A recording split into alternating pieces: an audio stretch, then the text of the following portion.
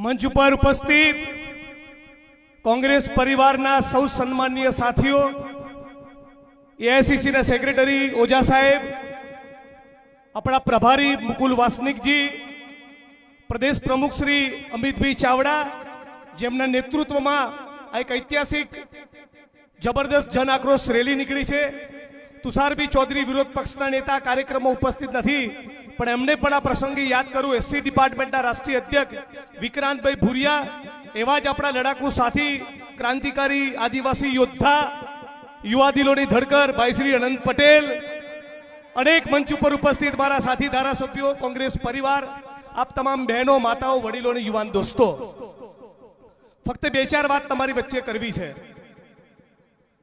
આ દાહોદ એટલે એ ધરતી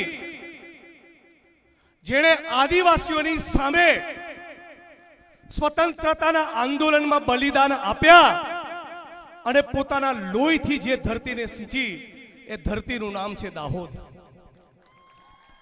અને આ એ ધરતી છે જે ધરતીના આપણા આદિવાસી સમાજના ભાઈ બહેનો હોય નહીં, અને ગુજરાતમાં આ જેટલા પણ મોટા મોટા બિલ્ડિંગો, મકાનો, mall, multiplex, shopping centre, tower, ગુજરાતની વિધાનસભાનું મકાન, સચિવાલયનું મકાન, તમામ પોલીસ સ્ટેશન, તમામ મામલતદાર કચેરી, પ્રાંત કચેરી, એસપી ઓફિસ, કલેક્ટર ઓફિસ, મારું પોતાનું મકાન અને ગુજરાતના મુખ્યમંત્રીનું મકાન, આ તમામે તમામ મકાનના પાયામાં જેનો લોહી અને પરસેવો છે એવા દાહોદના કડિયા મજૂરોને, તમામ મારી બહેનો, માતાઓ, વડીલો, આ તમામ લોકોને હું સલામ કરું છું, હું પ્રણામ કરું છું અને વંદન કરું છું. સાથીઓ, સમય પાકી ગયો છે. ગુજરાતના આદિવાસી સમાજના ભાઈઓ 28 વર્ષથી સત્તાના સ્થાન ઉપર બેઠેલી આ ભાજપની સરકાર જોડે અને ગુજરાતની જનતા જોડે પણ એ વાતનો હિસાબ માંગે કે અમારા કડિયા મજૂરો એ તમારા સુરતમાં, વડોદરામાં, રાજકોટમાં ને અમદાવાદમાં આયા અને 200-500 રૂપિયા માટે છેલ્લા 40 વર્ષથી મોટી મોટી ઇમારતો પરથી ચડે છે અને ત્યાંથી પડીને મરે છે. આનો હિસાબ માંગવાનો સમય, ભારતીય જનતા પાર્ટીની પાસે હિસાબ માંગવાનો સમય એ આજે આવી ગયો છે. સાથી, હું ઘણી વાર વિચારતો હોઉં કે અમદાવાદની અંદર જોઈએ, એક તરફ ઉદ્યોગપતિઓના દીકરા અને દીકરીઓ અને આપણા દાહોદના, ગોધરાના, પંચમહાલના, સોનગઢના, વ્યારાના, વાપીના, બાંસવાડાના, ડુંગરપુરના આદિવાસી સમાજના બાળકો એ સિમેન્ટની થેલી અને કપચીના ઢગલાની અંદર એમનું બાળક ઉછેરતું હોય છે.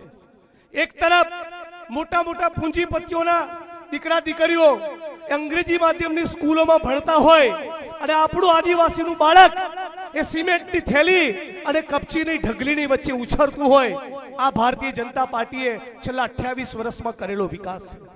આજે પણ ગુજરાતની અંદર જે 100 માંથી 40-45 બાળકો કુપોષિત છે, એમાંના મોટા ભાગના બાળકો એ દલિત, આદિવાસી અને ઓબીસી સમાજના બાળકો છે. આપણા ગુજરાતની અંદર કોંગ્રેસની સરકારે, યુપીએની સરકારે જે જંગલ જમીનનો કાયદો આપ્યો, એ જંગલ જમીનના કાયદા હેઠળ આદિવાસી સમાજને જે જંગલ જમીન આપવાની થાય એના 50 થી 52% આદિવાસીઓના દાવા આજે પણ ભારતીય જનતા પાર્ટીની સરકાર મંજૂર કરતી નથી. એ કેવડિયામાં સરદાર પટેલ સાહેબનું સ્ટેચ્યુ બનતી વખતે જે જમીનો લેવાની વાત હોય કે આદિવાસી વિસ્તારની અંદર ભાઈ અનંત પટેલ લડી રહ્યા છે, વિસ્તારની અંદર, એ પટ્ટાની અંદર મોટા ભાગે જે પાર તાપી રિવર લિંકનો પ્રોજેક્ટ લાવવાની વાત હોય કે દાહોદની અંદર એરપોર્ટ બનવાની વાત હોય, જ્યારે પણ જમીનો લેવાની વાત આવે ત્યારે ભારતીય જનતા પાર્ટીની સરકાર એ પૂંજીપતિ, ઉદ્યોગપતિઓની દલાલી કરવા માટે સૌથી પહેલું બુલડોઝર એ આદિવાસી સમાજની છાતી ઉપર ચલાવે છે. અને એટલા માટે હું નવી પેઢીના આદિવાસી યુવાનોને ખાસ અપીલ કરવા આવ્યો છું કે તમે તૈયાર થઈ જાઓ, નક્કી કરી લો આ ગુજરાતમાં ક્રાંતિથી ઓછું કંઈ કરવું નથી. ક્રાંતિ, ઇન્કલાબ કરવો છે, ઇન્કલાબ. આ ગુજરાતની સરકારને કેવું છે કે આ ગુજરાતની વિધાનસભાનું બજેટ અને ગુજરાતના સંસાધનોમાં સૌથી પહેલો અધિકાર હોય તો આ ગુજરાતના ગરીબોનો, આ ગુજરાતના વંચિતોનો, આ ગુજરાતના આદિવાસી સમાજનો છે. એ ખૂંખારીને આપણે કહેવું પડશે. આપણે બધા સાથે મળીને નારો લગાવીએ છીએ કે જય જોહાર કા નારા હૈ, ભારત દેશ હમારા હૈ. હું તમને આમંત્રણ આપું છું કે આ નારો લગાવવા ગાંધીનગર આવો. આ નારો લગાવવા તમે સુરત, વડોદરા, રાજકોટ અને અમદાવાદ આવો. અને અમારા અમદાવાદની જનતાને પણ કહો કે આ મોટી મોટી બિલ્ડિંગો અમારા બાપ દાદાએ પરસેવો પાડ્યો હોય નહીં તો આ મોટી મોટી બિલ્ડિંગો બને નહીં. એનો હિસાબ માંગવાનો સમય આવી ગયો છે. જંગલ જમીનના પટ્ટા આપતા નથી, પૈસાનો કાયદો લાગુ કરતા નથી, અને મનરેગા જેવી યોજના જે સોનિયા ગાંધીજીનું વિઝન હતું. શેના માટે કોંગ્રેસ પાર્ટી યોજના બનાવી કે આપણા દેશમાં એક વર્ગ ખેડૂત છે, એક વર્ગ દાડીઓ ખેત મજૂર છે. આ ખેત મજૂરને ખેતીની સિઝન સિવાય પોતાનું ઘર પરિવાર ચલાવવું મુશ્કેલ હતું. ત્યારે સોનિયા ગાંધીજીએ, કોંગ્રેસની સરકારે, યુપીએની સરકારે નક્કી કર્યું કે 100 દિવસની ગેરંટી અમે લઈએ છીએ. અને એના માટેની યોજના નહીં, કાયદો બનાવ્યો. હવે આ કાયદાને આ નરેન્દ્ર મોદી આરએસએસની સરકાર જે તમને આદિવાસીને વનવાસી કહે છે, આ આરએસએસ ને ભાજપની સરકારે એ કાયદો ખતમ કરી એને યોજનામાં ફેરવી દીધો. લાગીશું 125 દિવસ કામ આપીશું, પણ રોજગારની ગેરંટી નહીં. કોંગ્રેસની સરકારે જ્યારે કાયદો બનાવ્યો ત્યારે કાયદામાં શું લખ્યું હતું? જાન્યુઆરીનો મહિનો હોય, એપ્રિલનો મહિનો હોય, જૂન, જુલાઈ કે ઓગસ્ટ હોય, નવેમ્બર કે ડિસેમ્બર હોય, તમે અરજી કરો, એના 15 દિવસમાં રોજગાર મળે. હવે મોદી કાયદામાં શું ફેરફાર કર્યો? ના, તમારી મરજી નહીં ચાલે. અમે નક્કી કરીશું ત્યારે તમને કામ આપીશું. કરવું હોય તો કરજો. આ આપણે ચલાવી લેવાનું છે? આ બિલકુલ ચલાવી લેવાનું નથી. અમે કોંગ્રેસ પાર્ટી તમને વચન આપીએ છીએ 27માં ડંકાની ચોટ ઉપર તમે તૈયાર થઈ જાઓ.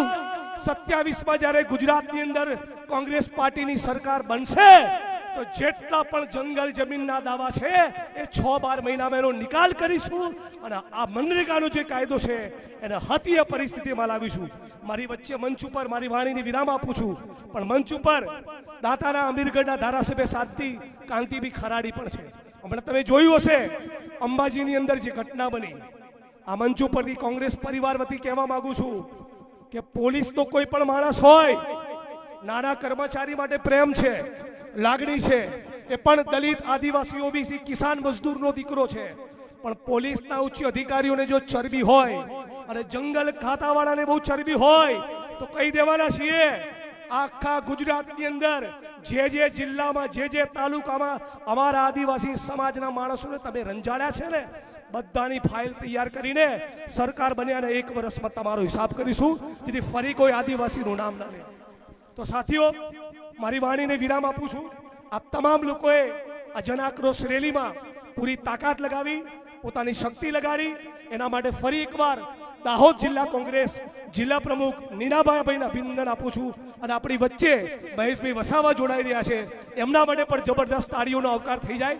આપણે બધા જ સાથે મળીને આ ગુજરાતમાં ગરીબોની, પીડિતોની, શોષિતોની અને વંચિતોની સરકાર બને. સરકાર એની બને જે કાળી મજૂરી કરે છે, પરસેવો પાડે છે, ઉદ્યોગપતિઓની નહીં. જય ભીમ, જય આદિવાસી, જય ભારત, જય કોંગ્રેસ. ખૂબ ખૂબ આભાર મેવાણી સાહેબ. હવે હું ગુજરાત પ્રદેશ આદિવાસી સેલના પ્રમુખ આદરણીય શ્રી રાજેન્દ્રસિંહ પારગી સાહેબને વિનંતી કરું કે તેઓ મંચ પર આવે. પારગી સાહેબ.